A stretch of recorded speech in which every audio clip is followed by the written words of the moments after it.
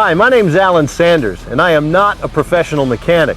As a matter of fact, until recently, the only thing I knew about cars was how to start the engine and how to fill the tank. So why am I telling you this? It's simple, to prove that anyone can service their vehicle's air conditioning system using this kit from Interdynamics. As the package indicates, the R134A Retrofit and Charging Kit can be used in one of two ways: to convert an older vehicle with an R12 system, like my 91 truck, or to replace lost refrigerant in a vehicle that already uses R134A. The conversion process is really easy, involving only 4 steps. Locating the service ports, installing service port adapters, charging the system, and filling out the retrofit label.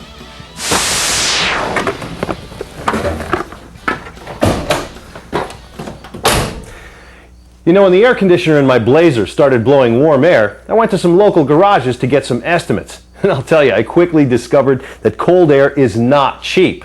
Fortunately, I went to my local parts store and discovered the do-it-yourself air conditioning products from Interdynamics.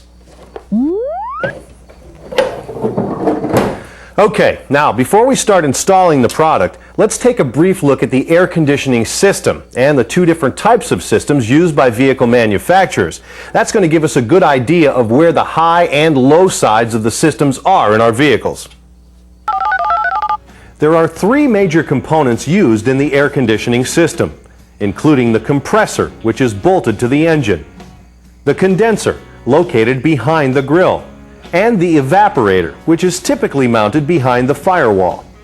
Some systems use a receiver dryer and expansion valve, while others are equipped with an accumulator and orifice tube. Regardless of the design, the air conditioning system is divided into high and low pressure sides. Well, now that we have a basic understanding of the system, let's check the contents of the kit. In addition to the installation CD, the Interdynamics Model RKR7 kit comes with 3 15-ounce charging cans. Each charging can contains 12 ounces of R134A refrigerant, 3 ounces of ester oil, plus high-mileage anti-wear additives, O-ring conditioners, and leak sealer.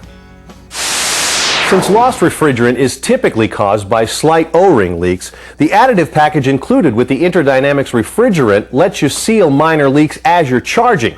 Now, the kit also includes a charging hose with a color-coded inline pressure gauge.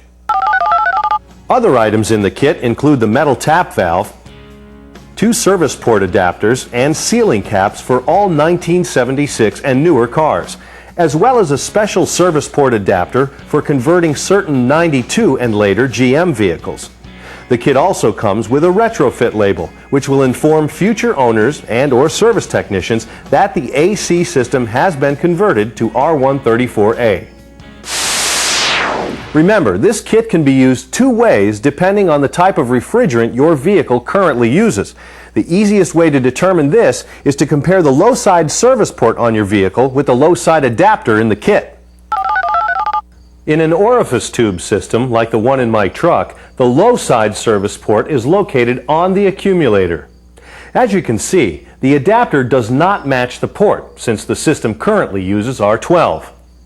Notice on a vehicle that uses R134A, however, that the adapter and service port are identical. Now, since my truck uses R12, I'll be converting the system to R134A. For those of you who'll be using the kit to recharge an existing R134A system, stay tuned because I'll be covering those steps as we go. Before converting an R12 system, you'll need to have the remaining refrigerant recovered by a certified technician. And although this requires specialized equipment, a lot of shops will perform the service for free. After all, R12 is really expensive, and any refrigerant they recover is like money in their pocket. With the R12 removed from the system, the first step is to locate your service ports. In an orifice tube system, the high side port is typically located on the line coming out of the condenser, while the low side port is mounted on the accumulator. With an expansion valve system, the low side service port is usually mounted on the line between the evaporator and the compressor, while the high side port is generally found between the condenser and dryer. Keep in mind that if you're using the kit to charge an existing R134A system, you only need to locate the low side service port on your vehicle. Never attempt to charge the system through the high side. To familiarize you with service port locations, take a look at the expansion valve and orifice tube systems on the following vehicles. This vehicle uses an expansion valve system. Note the locations of the air conditioning components. On this particular system, the service ports are mounted side by side, the low side port on the suction line and the high side port on the liquid line. The AC system in this luxury car uses an orifice tube design. Note the location of the components used in this system. The low side service port is located on the accumulator, while the high side port is mounted on the liquid line between the accumulator and condenser. Once you've found the service ports on your vehicle, remove the sealing caps and then wipe the port threads with a clean rag. Next, identify the adhesive-coated adapters in the kit. The adhesive coating is red and can be seen by looking into the port side of the adapter. The low side adapter can be identified as the only one that fits into the end of the charging hose. Now install the adapter on the low side service port and snug it with a wrench. The short adapter is used for the high side port. Install this adapter as you did the previous one. When retrofitting the AC system in a 1975 or older model or certain late model imports, a special high side adapter, part number VA7H, will be required. The next step is to install the tap valve onto one of the charging cans. Before mounting, withdraw the valve's piercing needle by turning the handle counterclockwise until it stops. Now, screw the tap valve in the clockwise direction on the threads at the top of the can. Next, attach the short end of the charging hose to the tap valve. Since R134A operates at a slightly higher pressure than R12, you only need to fill the system to 80% of its original capacity when performing a conversion. Remember, when it comes to filling the system, more is not better. To determine the fill requirements, locate the refrigerant label in the engine compartment. On my truck, the label's attached to the evaporator case. Since the system in my truck calls for 3 pounds or 48 ounces of R12, I'll multiply 48 by 0.80. This works out to an equivalent R134A fill of a little more than 38 ounces, which means that I'll be using 2 full cans and most of the third. If you can't find a refrigerant label in the engine compartment, check the owner's manual. With the charging can ready, start the engine, and then turn the air conditioning to maximum cool and set the fan switch to the highest speed. Now let the engine run for about 3 minutes. Be aware, carbon monoxide poisoning can be fatal. Never operate the engine with the vehicle inside a closed garage. Next, pull back the coupler sleeve on the end of the charging hose and place the coupler over the low side port. Now, release the sleeve to lock the coupler in position. Since we're converting the system to R134A and the R12 has been recovered, there's no pressure in the system. Consequently, the gauge will read 0 once the charging hose is connected. However, if you're charging an existing R134A system, the gauge will indicate the system's current pressure. We'll talk about how to use the gauge to determine system fill in a moment, but for now, let's begin the charging process, which, by the way, is the same whether you're retrofitting or just topping off.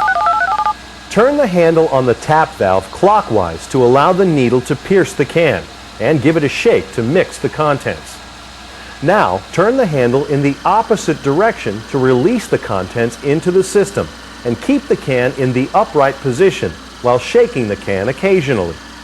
By the way, it's normal for the can to get cold as the contents are being released. Repeat the procedure for the second can. Since I won't need the entire contents of the third can, I'll judge the fill based on the pressure gauge reading. In order to get an accurate gauge reading, make sure the tap valve is closed and the compressor is running. The pressure gauge is color-coded to make interpreting the readings easy. The green area indicates that the system is low on refrigerant. while the blue zone shows that the system is properly filled. If the needle is in the yellow area, the system is overcharged, or the compressor may not be running, so be sure the AC is turned on. Finally, if the gauge registers anywhere inside the red zone, it means the system is malfunctioning. Under this condition, the vehicle should be taken to a certified air conditioning specialist for repairs. If you don't need the entire contents of a can as determined by the pressure gauge, turn the handle on the tap valve fully clockwise before removing the charging hose. At this point, install the sealing caps on the service ports. The last step in the process is to fill out the retrofit label, and then place it over the original label to ensure the system is properly identified for future service. Well, that's all there is to it. Now that you've got a cool ride, go help a friend chill out with Interdynamics.